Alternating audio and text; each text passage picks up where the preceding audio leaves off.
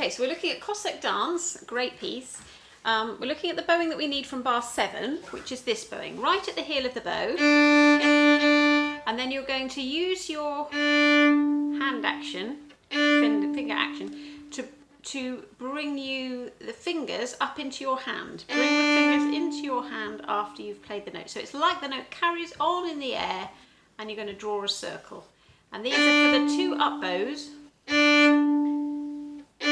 at the end of each bar. So practice your circles. You'll see that I've got long fingers, play the note, curly fingers right in my hand.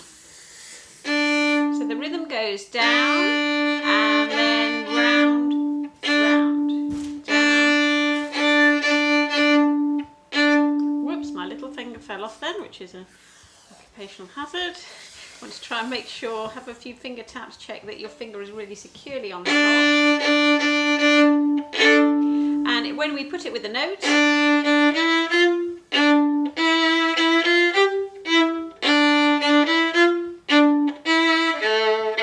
you can hear the energy in the sound, which you don't get if you just play it on the string. So we want to take it off the string and add the energy in.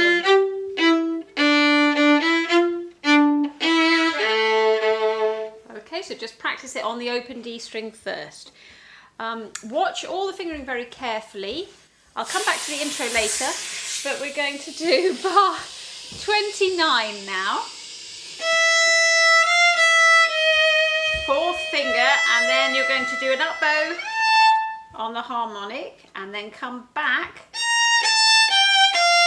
for the next bit. Let's do that again. E, separate bows, 4, harmonic, back for the 4th finger. Okay, try that little bit a few times. When we get to bar 59, we need to look at these chords. This is the biggie for this piece. Okay, so as usual with full part chords, we've got 2 plus 2. So the bottom 2 are open strings. Just get your B flat ready on the A string for the top 2. You're going to play, and then with that B flat and E string at the top. Okay, so just that we have a good sound on the bottom by doing these really good landings. Check that your elbow brings you into land so you can get a deep sound. Then a tiny bit of bow on the bottom 2 and the rest on the top. Now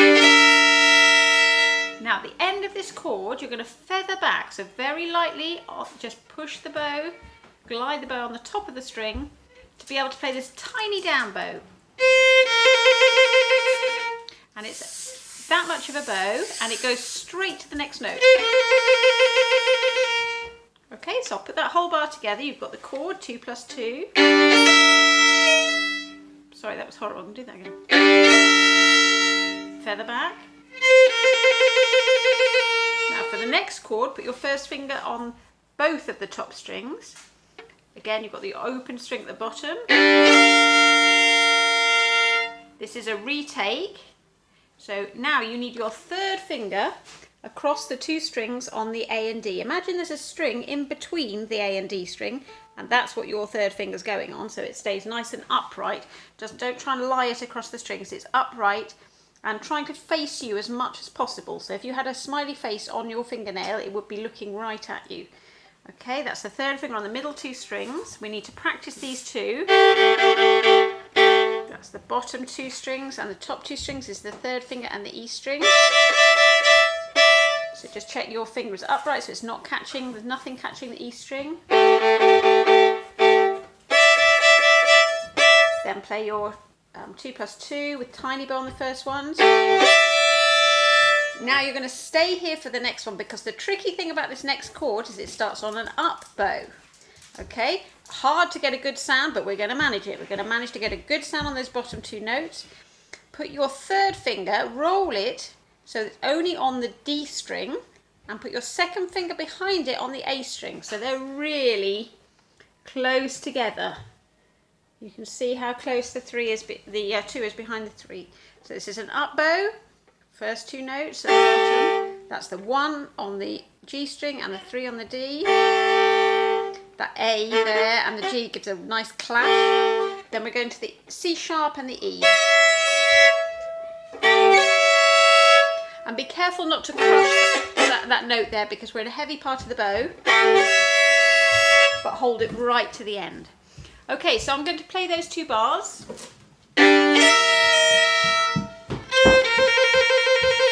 First finger across both top strings. Retake, 3rd finger on the middle 2 strings. Up bow. Okay, those 2 bars will need a lot of going over. They're the trickiest bars in the piece. Okay, they're the main boxes. When you play the bit that says ad lib, which is bar 57 with the semiquavers, ad lib means play in your own time. So the piano isn't playing anything there, so it's all just down to you. You're going to enjoy the tune, which is the first of each 4.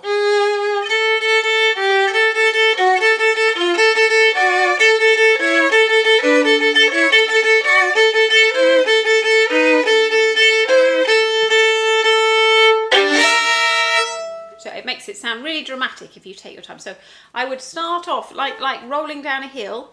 So you start off slowly and then off you go. So the beginning bit is the slow. So you're really bringing out those notes going down there as you start going down the hill and you're off. Okay, the introduction, I'll play the introduction for you now.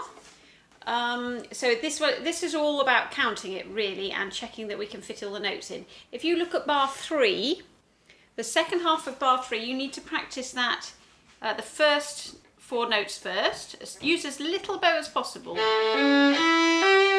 you've got the C sharp and the G natural. Then the next bit, in the next part of the bow, you've got 5 notes. 1, 2, 3, 4, 5. Okay, try it from the middle of your bow, slow bow, fast fingers. So that bit with the semiquavers in bar 3 goes like this. And then you're on a trill. Okay, I'll play the whole of the introduction. 1, 2. Vibrato.